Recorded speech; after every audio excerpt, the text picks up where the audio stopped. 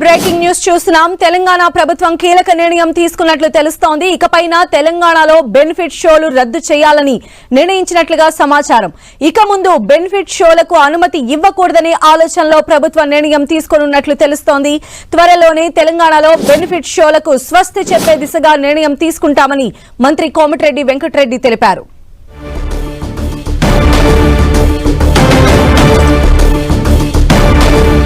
తెలంగాణ ప్రభుత్వం కీలక నిర్ణయం తీసుకుంటున్నట్లు తెలుస్తోంది. ఇకపైన తెలంగాణలో బెనిఫిట్ షోలు రద్దు చేయాలని నిర్ణయించినట్లుగా సమాచారం అందుతోంది. ఇక ముందు బెనిఫిట్ షోలకు అనుమతి ఇవ్వకూడదనే ఆలోచనలో ప్రభుత్వం నిర్ణయం తీసుకోనున్నట్లుగా తెలుస్తోంది.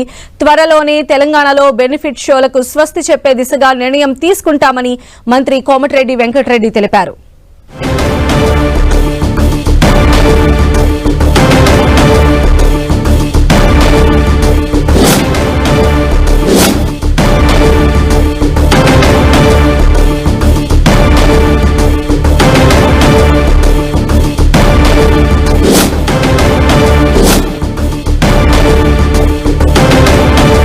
ఆర్టీసీ క్రాస్ రోడ్ లోని సంధ్యా థియేటర్ పైన ఆ ఘటనపై మానవ హక్కుల సంఘానికి ఫిర్యాదు చేశారు పిటిషనర్.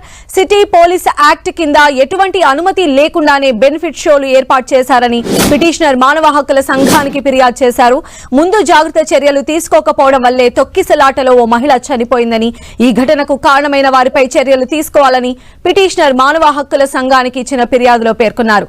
పిటిషనర్ ఇచ్చిన ఫిర్యాదును మానవ హక్కుల సంఘం విచారణకు స్వీకరించింది.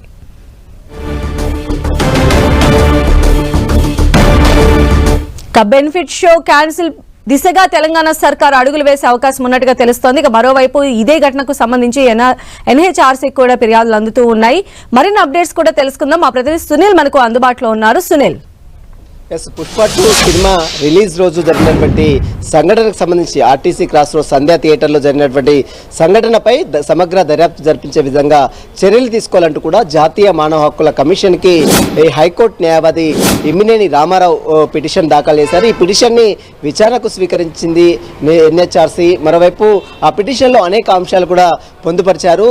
సిటీ యాక్ట్ నిబంధనలను ఉల్లంఘించారు. ఎక్కడ కూడా బెనిఫిట్ షోని ప్రదర్శించాలని ఎలాంటి సమాచారం అంటే వస్తున్నటువంటి సమాచారం ఎవరికి కూడా ఇవ్వకుండా ఈ సంఘటనకు ఒక మహిళా మృతికి కారణమైనటువంటి బాధ్యులపై అందరిపై చర్యలు తీసుకోవాలి అంటూ కూడా ఎన్హెచ్ఆర్సీకి హైకోర్టు న్యాయవాది ఇమ్మినేని రామారావు హైకోర్టులో అటు ఎన్హెచ్ఆర్సీ పిటిషన్ దాఖలు చేశారు. మరోవైపు తెలంగాణ రాష్ట్ర ప్రభుత్వం కూడా బెనిఫిట్ షోల్ని రద్దు చేసే దిశగా ఆలోచన చేస్తుంది. ఇప్పటికే మంత్రి కోమటిరెడ్డి వెంకటరెడ్డి కూడా ఈరోజు స్పందించారు. బెనిఫిట్ షోలకు సంబంధించిన దాంట్లో ప్రభుత్వం ఒక కీలక నిర్ణయం తీసుకుంటుంది. ఎందుకంటే ఇటీవల కాలంలో జరిగినటువంటి బెనిఫిట్ షోల వల్ల ఒకవైపు జరుగుతున్నటువంటి అనర్థాలు, ఒకవైపు ఇటీవల జరిగినటువంటి ఒక మహిళ మృతికి సంబంధించిన దాంట్లో కూడా ప్రభుత్వం పునరాలోచన చేస్తుంది.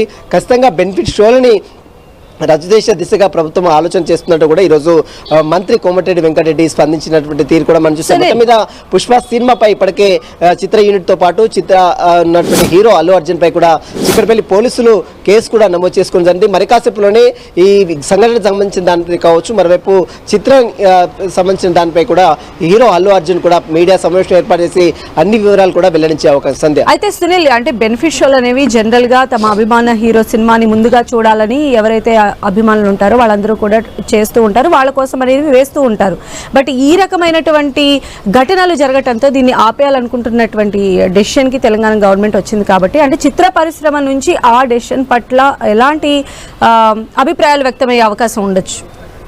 ఇప్పటివరకైతే చిత్ర పరిశ్రమకు సంబంధించిన దాంట్లో ఎలాంటి ప్రకటనలు కూడా బయటికి రాలేదు. కేవలం ప్రభుత్వం మాత్రం ఒక ఆలోచన చేస్తుంది. ఈ బెనిఫిట్ షోల వల్ల అసలు ఎవరికి లాభం జరుగుతుంది, ఎవరికి నష్టం జరుగుతుంది, ఈ డబ్బంతా కూడా ఎక్కడికి పోతుంది? మనం గతంలో చూసాం, తెలంగాణ హైకోర్టు సైతము మందలించింది. అసలు బెనిఫిట్ షోల వల్ల ఎవరికి డబ్బు వస్తుంది, ఏ చారిటబుల్ ట్రస్ట్కి వీరు డబ్బులు ఇస్తున్నారు, ఎక్కడెక్కడికి ప్రభుత్వానికి ఎక్కడెక్కడ నిధులు ఇస్తున్నారు, వీటన్నిటికి సంబంధించిన వివరాలు సమర్పించాలంటూ కూడా గతంలోనే తెలంగాణ హైకోర్టు మందలించిన తీరు కూడా మనం చూసాం. అయినా ఇప్పుడు తెలంగాణ రాష్ట్ర ప్రభుత్వం కూడా ఒక ఆలోచన చేస్తుంది. ఈ బెనిఫిట్ షోల వలన మనం చూసాం ఇటీవల కాలంలో పుష్ప 2 సినిమా రిలీజ్ సందర్భంగా రేవతి అనేటువంటి మహిళ అర్ధంతరంగా తనువు చాలించింది.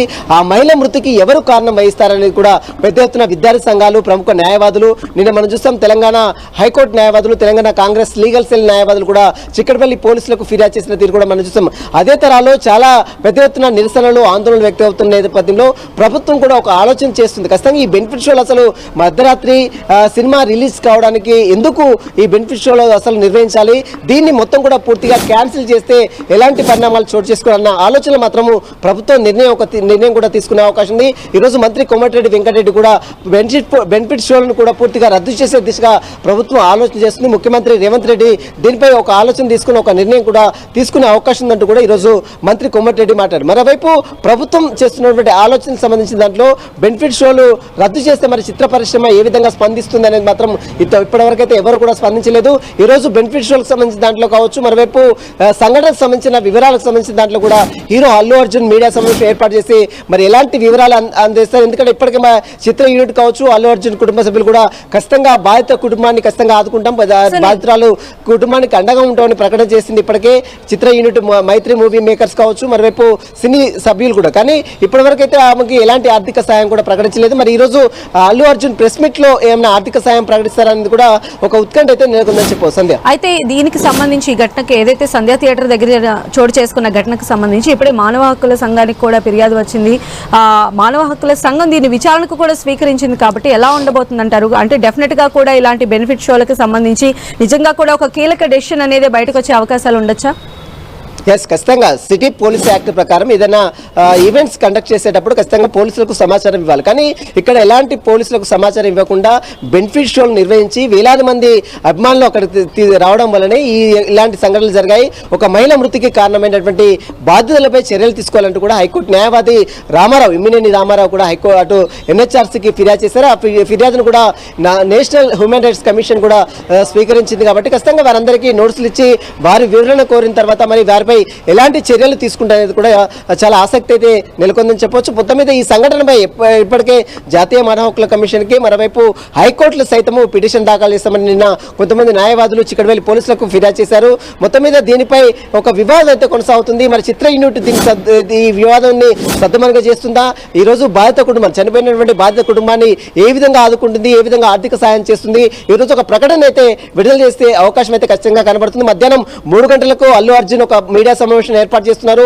ఆ మీడియా సమావేశంలో సక్సెస్ మీట్ కి సంబంధించిన మాట్లాడతారా, లేదా సంధ్యా థియేటర్ లో జరిగినటువంటి వివాదం, సంధ్యా థియేటర్ లో చనిపోయినటువంటి రేవతి మృతికి సంబంధించిన దాంట్లో ఏమైనా ఒక డిసిజన్ ఏమైనా తీసుకుంటా అనేది కూడా చూడాల్సి చెప్పవచ్చు. సంధ్య, ఓకే, రైట్ సునీల్.